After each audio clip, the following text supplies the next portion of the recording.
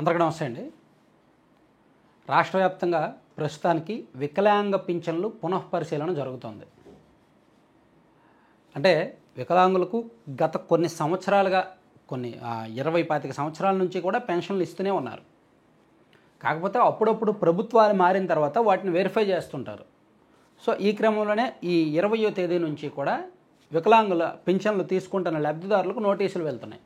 వాళ్ళు ఆ హాస్పిటల్స్కి సదరం క్యాంపు దగ్గరకు వచ్చి వాళ్ళ అవును నేను వికలాంగుడినే అని నిరూపించుకోవాల్సి వస్తుంది.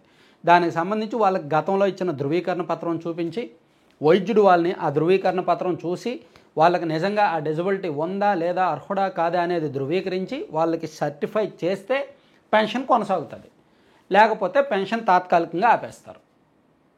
ఇది రాష్ట్ర వ్యాప్తంగా లక్షలాది మందిని ఇబ్బంది పెడుతోంది. ప్రస్తుతానికి పూర్తి స్థాయి వికలాంగత్వం ఉన్న వాళ్ళు కూడా, 2 కాళ్ళు పనిచేయని వాళ్ళు కూడా నానా ప్రయాసపడి నానా కష్టాలు పడి హాస్పిటల్స్కి వెళ్ళాల్సి వస్తుంది. ఇది కొంత నెగిటివ్ తీసుకొస్తుంది గ్రౌండ్ లెవెల్లో.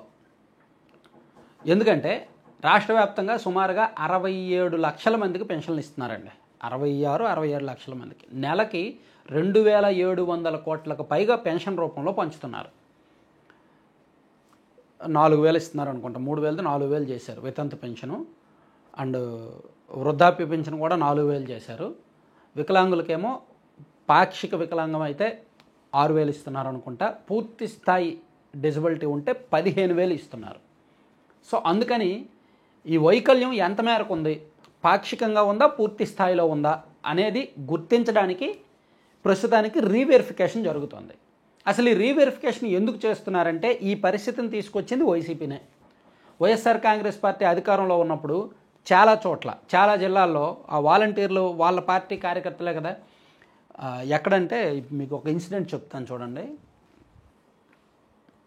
వైఎస్ఆర్ జిల్లా కమలాపురం మండలం సంబటూరు పంచాయతీలోని ఒక గ్రామంలో వైసీపీ వాలంటీర్ అంట ఒక వైసీపీ కార్యకర్త ఇంట్లో 8 మంది ఉంటే 8 మందికి కూడా ఈ డిజబిలిటీ పెన్షన్ ఇప్పించారంట.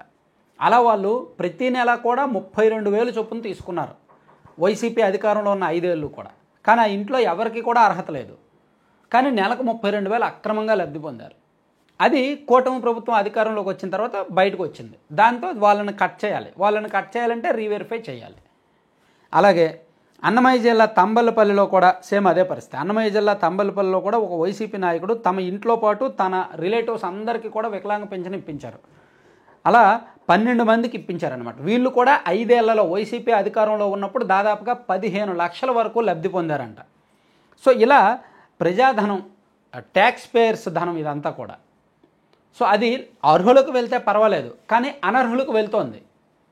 రాష్ట్ర వ్యాప్తంగా వికలాంగ పెన్షన్ తీసుకుంటున్న వాళ్ళలో 20 నుంచి 25% మంది అనర్హులు ఉన్నారు అనేది ప్రభుత్వం దగ్గర ప్రాథమికంగా ఉన్న రిపోర్టు.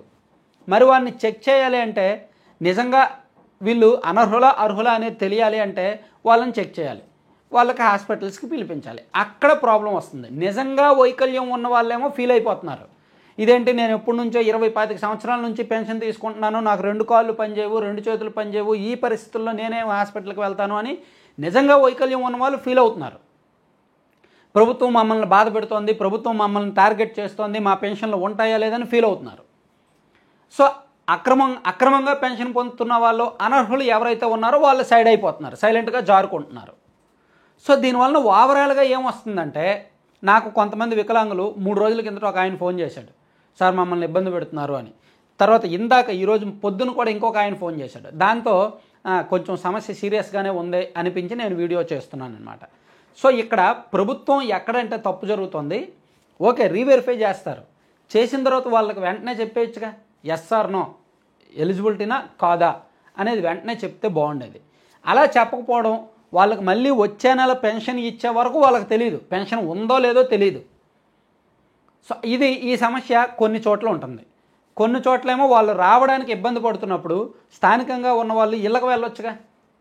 ఇప్పుడు ఒక పిహెచ్సి లిమిట్లోనో లేదంటే ఒక గ్రామ సచివాలయ సిబ్బందినో ఇంటికి పంపించవచ్చుగా. గ్రామ సచివాలయం అన్నా ప్రభుత్వ సిబ్బందే కదా, లేదా ఒక పిహెచ్సి లిమిట్స్లో ఉన్న హాస్పిటల్ సిబ్బంది అయినా ప్రభుత్వ సిబ్బందే కదా, లేదా గ్రామ కార్యదర్శినో లేదంటే ఇంకెవరినో ఆ ఇంటికి పంపించి వెరిఫై చేయొచ్చుగా. 2 కాళ్ళు 2 చేతులు పని చేయని వాళ్ళు ఎక్కడో జిల్లా కేంద్రంలో ఉన్న సదరం క్యాంపు దగ్గరికి ఎలా రాగలరు? హాస్పిటల్స్ ధృవీకరించాల్సిన కేంద్రాల దగ్గరికి ఎలా రాగలరు? ఇది బాగా ఇబ్బంది తీసుకొస్తుంది. అఫ్కోర్స్ ఇది తాత్కాలికమైనప్పటికీ, వాళ్ళకి పెన్షన్లు ఏమీ కట్ చేయరు అనే భరోసా ఉన్నప్పటికీ, పూర్తి స్థాయి వికలాంగులు వాళ్ళకు వాళ్ళు నిరూపించుకోవాలి అనేసరికి ఇబ్బందే కదండి. సో ఇది అంటే ఏమి లేదు, మీరు ఎక్కడికో వెళ్తారు, మీకు సమాజంలో మీరు ఎవరు అని మిమ్మల్ని ఎప్పుడైనా మీ ఐడెంటిటీని ప్రశ్నిస్తే, మీలో ఉన్న లోపాన్ని కానీ మీలో ఉన్న ప్రత్యేకతను కానీ ప్రశ్నించి ఐడెంటిటీని మీకు మీరు నిరూపించుకోవాల్సి వస్తే ఫీల్ అవుతారుగా ఎవరికైనా. అందులోకి సమాజంలో ప్రత్యేక అవసరాలు ఉన్నవాళ్ళు, వైకల్యం ఉన్న వాళ్ళ పట్ల, దివ్యాంగుల పట్ల ఖచ్చితంగా కొన్ని ప్రత్యేక అవసరాలు ఉంటాయి కాబట్టి వాళ్ళ పట్ల కొంచెం జాగ్రత్తగానే వ్యవహరించాలి. సో ఈ డిజబుల్డ్ పెన్షన్స్ విషయంలో ప్రభుత్వం తీసుకుంటున్న ఈ నిర్ణయాలు, ఈ రీవెరిఫికేషన్ ప్రాసెస్ వలన ప్రభుత్వం మీద వ్యతిరేకత వస్తుందనేది వాస్తవం. వాళ్ళలో ఎంతమందికి 15,000 ఇస్తారో, ఎంతమందికి కట్ చేస్తారో తెలియదు. 15,000 ఇచ్చిన వాళ్ళు హ్యాపీగానే ఉంటారు, సర్లే బాధపడితే పడ్డాము, ప్రభుత్వం 15,000 ఇచ్చింది కదా అనుకుంటారు. కానీ కట్ చేసిన వాళ్ళు గొడవ చేస్తారు, వైసీపీ వాళ్ళ దగ్గరికి వెళ్ళడమో, సాక్షి మీడియాకి ఎక్కడమో చేస్తారు. సో అది సెన్సిటివ్ ఇష్యూగా మారిపోద్ది. అంత ఉన్నప్పటికీ, అన్ని అర్హతలు ఉన్నప్పటికీ వీళ్ళకి పెన్షన్ కట్ చేశారు అనేటట్టు ఇంకా సెన్సిటివ్ ఇష్యూగా మార్చేస్తారు. అది సాధారణ ప్రజల్లో ఒక వ్యతిరేకత తీసుకొస్తుంది. సో అది అంత కరెక్ట్ కాదు. సో ప్రభుత్వం 1-2 సార్లు చెక్ చేసుకొని నిజంగా అర్హత ఉన్న వాళ్ళు ఎవరు, ఏమండి ఒక ఊరిలో పూర్తి స్థాయి వైకల్యం ఉన్న వాళ్ళు ఎవరు, ఆ ఊరిలో గ్రామంలో ఉన్న నాయకులకు తెలియదండి, అధికారులకు తెలియదండి, పంచాయతీ సిబ్బందికి తెలియదండి, వాళ్ళని కూడా మళ్ళీ ఎందుకండి పిలిపించాలి? సో ఇది ఒకసారి ఆలోచించుకుంటే బెటర్.